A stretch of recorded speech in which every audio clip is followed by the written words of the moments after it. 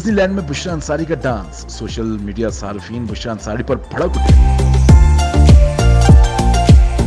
Legend showbiz star Bushra Ansari Pakistan की versatile actress हैं, जिन्होंने बहुत से ड्रामा और फिल्मों में अपनी सुपर एक्टिंग के साथ अपने फैंस को दीवाना किया। हाल ही में सोशल मीडिया पर बुशरा अंसारी की एक वीडियो तेजी के साथ वायरल हो रही है, जिसमें देखा जा सकता है कि पाकिस्तानी अदाकारा डिज्नीलैंड में मौजूद हैं। इस दौरान बुशरा अंसारी ने ब्लैक कलर की पैंट पहन रखी है और उसके ऊपर डार्क पिंक कलर की टी शर्ट पहन रखी है। बुशरा अंसारी अपने कंधे पर ब्राउन कलर का बैग भी लटका रखा है। वीडियो में देखा जा सकता है कि बुशरा अंसारी जिस जगह पर मौजूद है वहां पर आतिशबाजी भी हो रही है।